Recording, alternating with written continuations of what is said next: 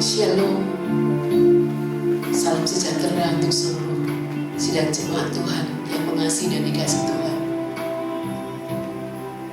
Dalam keadaan seperti ini, kita mempunyai komitmen yang baru.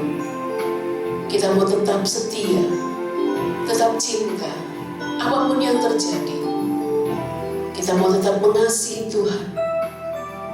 Kita bersama-sama katakan, ku tetap cinta, ku tetap setia.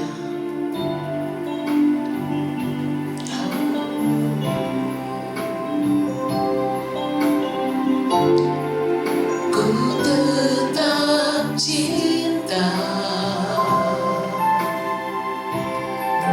ku tetap cinta, walau badai datang menerpa. Ku tetap cinta, ku mau setia, tetap setia. Ku tetap setia.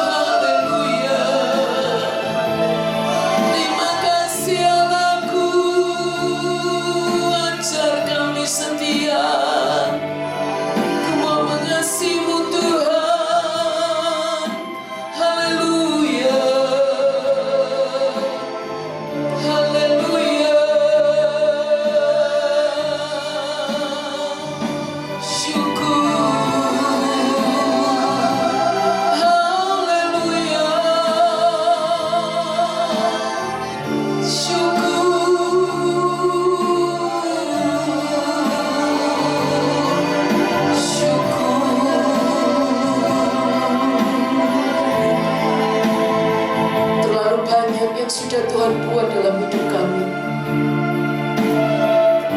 Tidak bisa kami membalas semua yang sudah Tuhan buat. Kami mau mengandalkan Tuhan dalam semuanya. Karena Tuhan satu-satunya juru selamat kami, satu-satunya penebus hidup kami. Biar Tuhan, Engkau yang menjadi andalan dalam hidup kami. Kami membuka ibadah kami hanya dalam nama Tuhan Yesus Kristus, Tuhan dan Juru Selamat kami. Haleluya.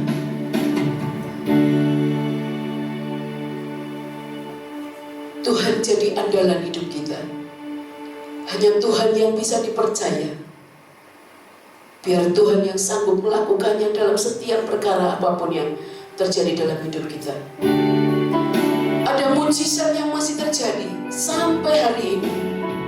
Tetap pegang teguh iman yang kuat di dalam Tuhan. Kau Tuhan jadi andalanku. Hanya Kau Tuhan yang ku percaya. Di saat aku sudah tak mampu,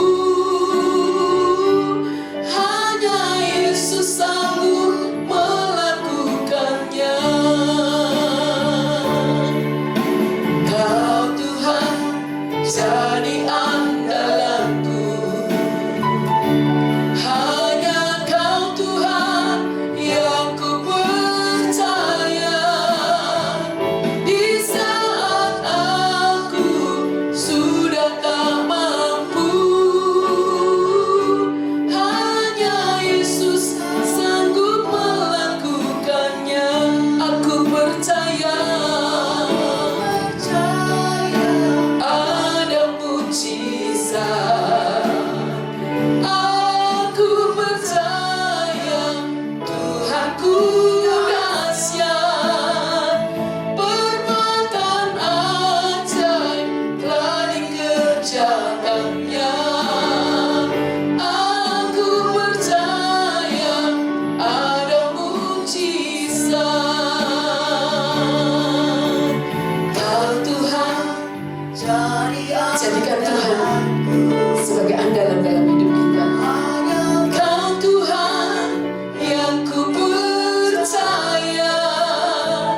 Di saat aku sudah tak mampu, hanya Yesus sanggup melakukannya. Aku percaya ada mujizat. Aku percaya Tuhanku dahsyat. Perbuatan ajaib telah dikerjakannya.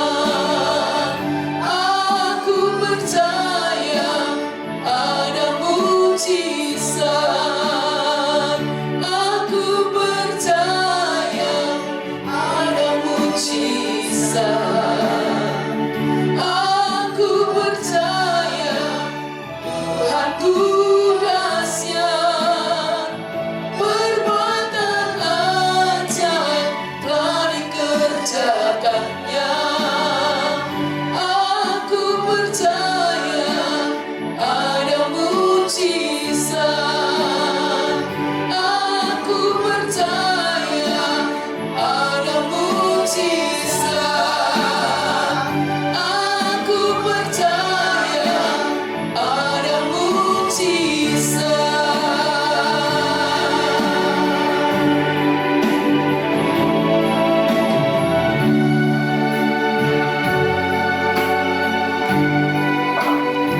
Mari kita sama-sama berdoa.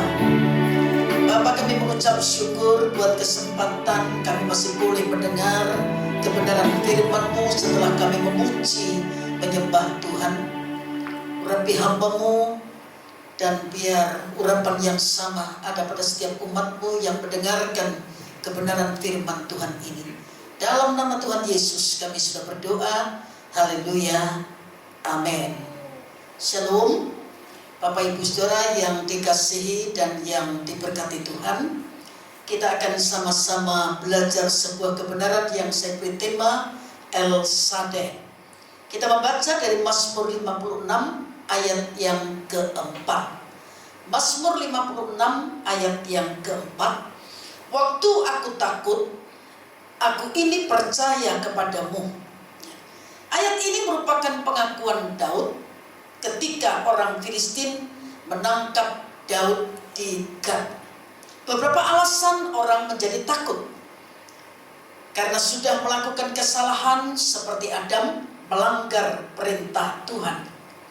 Atau seperti Yosafat yang sedang menghadapi musuh, yakni Bani Moab, Amon, dan Meunim. Ada juga orang yang menjadi takut menjadi tua, sebab menjadi tua itu berarti kemerosotan secara jasmani. Ada orang yang takut mati. Mengapa? Karena dosanya belum dibereskan. Karena sayang meninggalkan hartanya yang begitu banyak. Mereka takut karena mereka melakukan kesalahan, karena musuh, dan alasan yang lain. Tetapi kita akan melihat Musa memiliki rasa takut yang nilainya lebih tinggi, yaitu takut bila tidak disertai oleh Tuhan. Kalau kita membaca kitab Keluaran pasal 33 ayat 15 sampai ayat yang ke-16, jika engkau sendiri tidak membimbing kami, janganlah suruh kami berangkat dari sini. Dari manakah gerangan akan diketahui bahwa aku telah mendapat kasih karunia di hadapanmu, yakni aku dengan umatmu ini? Bukankah karena engkau berjalan bersama-sama dengan kami, sehingga kami, aku dan umatmu ini, dibedakan dari segala bangsa yang ada di muka bumi ini? Biar apa yang dikatakan oleh Musa ini juga menjadi pengakuan kita semua, bahwa kita butuh penyertaan Tuhan. Karena hidup dalam penyertaan Tuhan itu membuat kita dibedakan dari segala bangsa yang ada di bumi. Contoh, seperti 10 tulah yang terjadi di Mesir. Di tempat orang Mesir gelap gulita, di tempat orang Israel terang, dan seterusnya. Nah, bagaimana kita bisa hidup dalam penyertaan Tuhan? Yang pertama, hidup dalam kebenaran firman Tuhan atau tidak hidup dalam dosa. Menjaga kesucian hidup ini seperti Yusuf. Ketika Yusuf digoda, Yusuf menjawab, bagaimanakah mungkin aku melakukan kejahatan yang besar ini dan berbuat dosa terhadap Allah?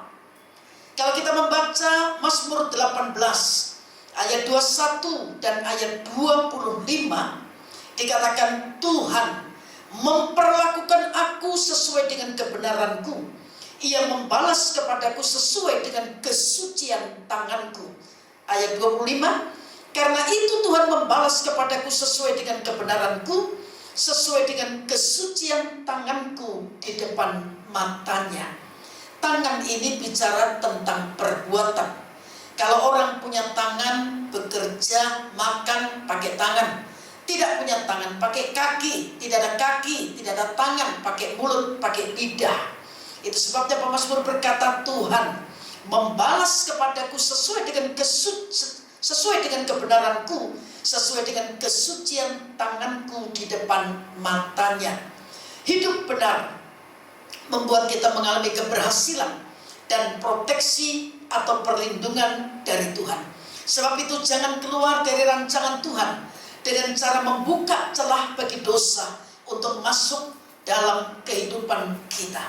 Kita lihat kesucian yang dijaga oleh Yusuf tidak pernah sia-sia. Karena kitab Kejadian berkata setelah dilihat oleh tuannya bahwa Yusuf disertai Tuhan dan bahwa Tuhan membuat berhasil segala sesuatu yang dikerjakannya. Salomo dalam kitab Amsal berkata, berkat ada di atas kepala orang benar. Mengapa Salomo tidak berkata berkat ada ada di tangan orang yang rajin bekerja?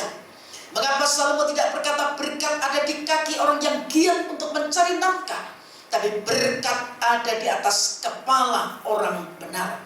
Kepala itu bicara kehidupan, dan tidak segala kepala ya. Kepala orang benar, di atas kepala orang benar ada berkat yang disediakan. Nah, kita tidak perlu takut selama kita berjalan dalam kehendak Tuhan. Kepada Abraham Tuhan berkata, janganlah takut Abram, akulah perisaimu, upahmu akan sangat besar. Ya, firman Tuhan kepada Abram, jangan takut, akulah perisaimu. Tadi saya sudah berkata, jangan keluar dari batasan atau proteksi Tuhan. Kapan kita keluar dari proteksi atau perlindungan Tuhan? Ketika kita tidak taat, ketika kita hidup dalam dosa, ketika kita hidup jauh dari Tuhan. Nah, di tengah goncangan yang sedang terjadi ini, kita punya lebih banyak waktu untuk berdoa, untuk membaca firman Tuhan lebih lagi, supaya kita tidak takut, supaya kita tidak gelisah. Berita dunia menggelisahkan kita, tapi berita firman Allah mendatangkan sukacita, mendatangkan damai sejahtera. Sebuah anekdot tentang seorang malaikat maut yang bernama kolera. Malaikat kolera ini baru saja kembali dari tugas mencabut nyawa dengan cara mendatangkan wabah kolera di sebuah kota. Malaikat kolera dengan bangga menyatakan, aku telah menyentuh 20.000 orang dan ada 80.000 orang yang mati. Malaikat kepala bertanya kepada malaikat maut, mengapa yang 60.000 orang mati padahal engkau tidak sentuh mereka? Malaikat maut menjawab, mereka mati karena ketakutan begitu mendengar wabah kolera. Cerita sederhana ini menunjukkan bahwa sedemikian besar pengaruh ketakutan dalam hidup manusia. Ketakutan tidak hanya menghilangkan sukacita, damai sejahtera, tetapi ketakutan juga bisa membunuh potensi kita. Di tengah goncangan ini kita harus juga tetap percaya bahwa Tuhan yang kita sembah tetap dapat memelihara kita dengan caranya yang luar biasa. Mungkin saja income kita berkurang, harga barang naik, tapi ada Tuhan yang pelihara hidup kita. Ada sebuah kesaksian seorang hamba Tuhan yang melayani di Kalimantan. Ketika menikah di awal tahun 2003, mereka pindah untuk tinggal bersama jemaat di pedalaman. Suatu malam istri yang baru saja dinikahi kepingin sekali menikmati makanan dengan lauk yang istimewa.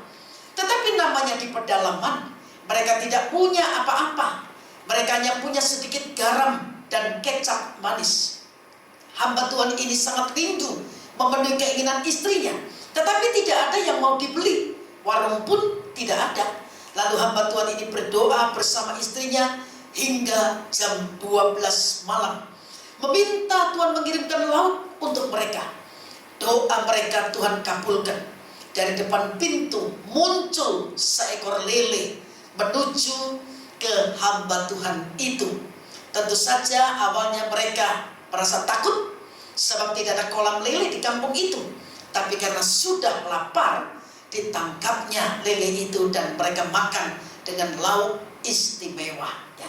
Untuk daerah pedalaman saat itu, lele sudah istimewa dan ini lele ajaib. Ya.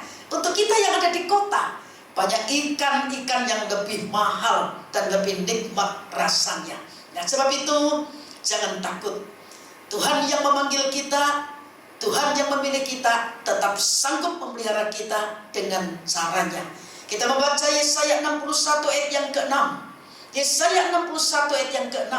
Tetapi kamu akan disebut imam Tuhan dan akan dinamai pelayan Allah kita. Kamu akan menikmati kekayaan bangsa-bangsa dan akan memegahkan diri dengan segala harta benda mereka. Tuhan kita besar, Tuhan kita dahsyat.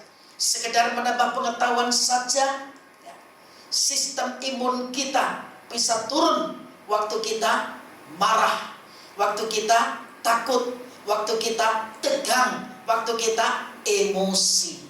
Sebab itu jangan takut. Allah El Shaddai, Allah yang Maha Kuasa, beserta dengan kita semua. Tuhan Yesus memberkati Bapak Ibu Saudara sekalian. Kita akan sama-sama dengan pujian El Shaddai, El Shaddai, Allah Maha Kuasa.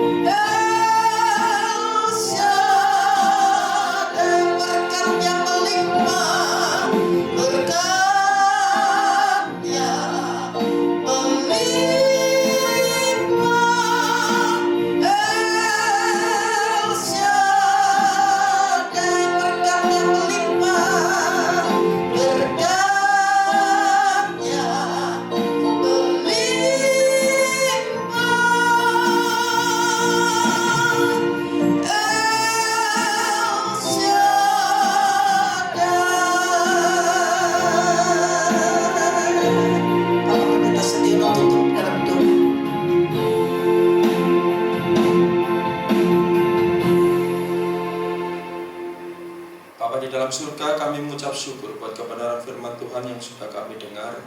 Biar kami boleh tetap diteguhkan lewat kebenaran firman-Mu bahwa Engkau Allah El Shaddai, Allah yang Maha Kuasa, Allah yang sanggup berkarya begitu luar biasa atas setiap kehidupan kami.